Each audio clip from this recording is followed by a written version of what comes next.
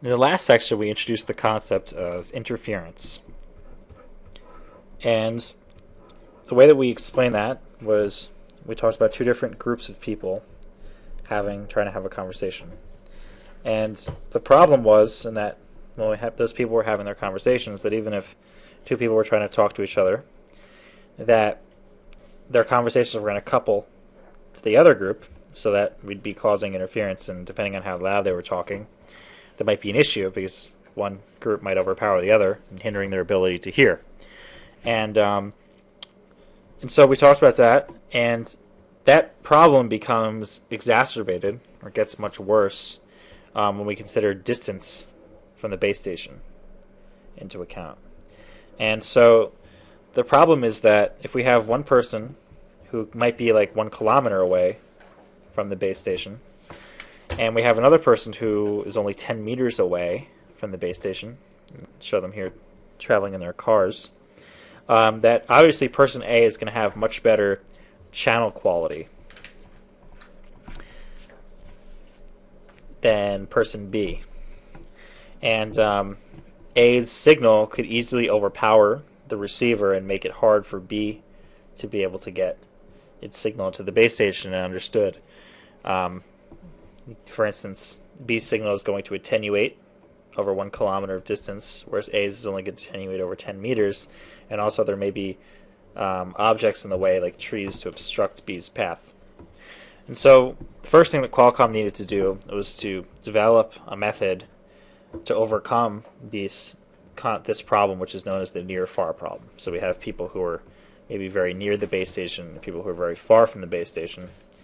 And the reason there is that a cell can be, up to maybe 1 kilometer in length. So there's a lot of room for variation in how far people are away from the towers that they're talking to.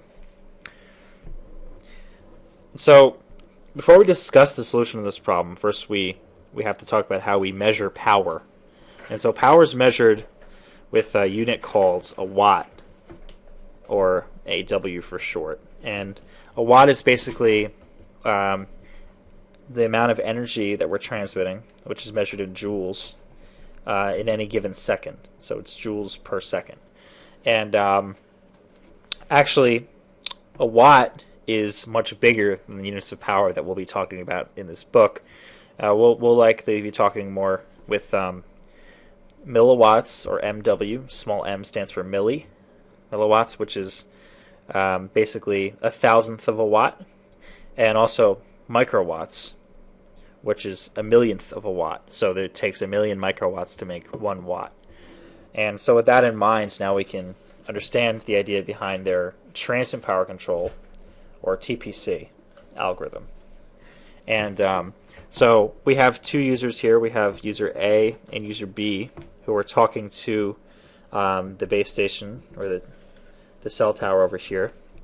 And so user A is transmitting initially at 10 milliwatts, or 10 thousandths of a watt, and user B is transmitting at also 10 milliwatts.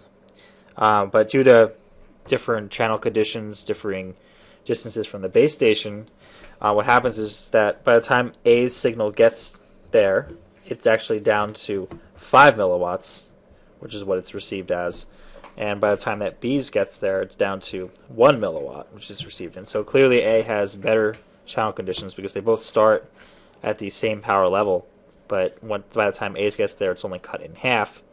But when B's gets there, it's cut down by a factor of 10. And so what TBC says to do is, it says, well, let's invert this. So if the transmitter wants to see 10 milliwatts here, it would say, well, I know you were transmitting at 10 milliwatts when you started, and now it's down to 5 milliwatts, so I'm going to tell you to basically double your power level. So you should transmit at 20 milliwatts instead.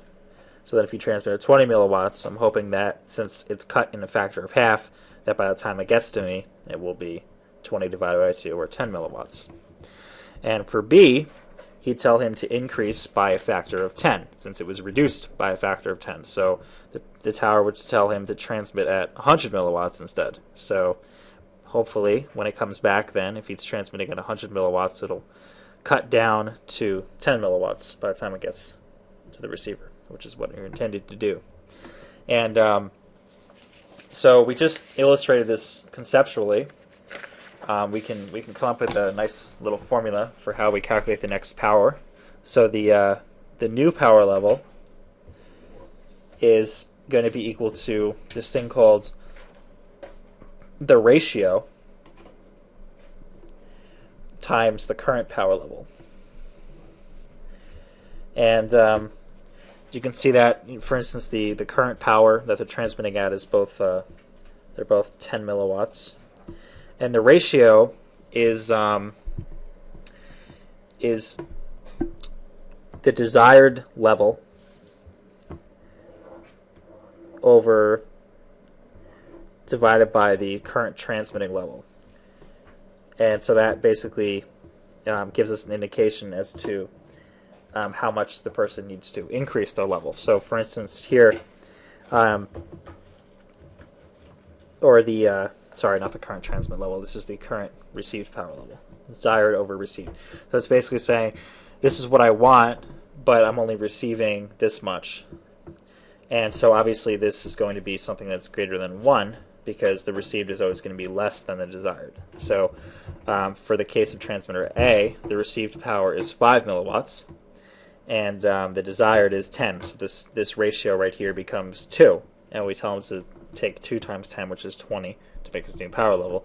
And in the case of B, he is receiving at 1 milliwatt, and so 10, which is the desired, divided by 1 gives us that ratio of how much you need to increase their level.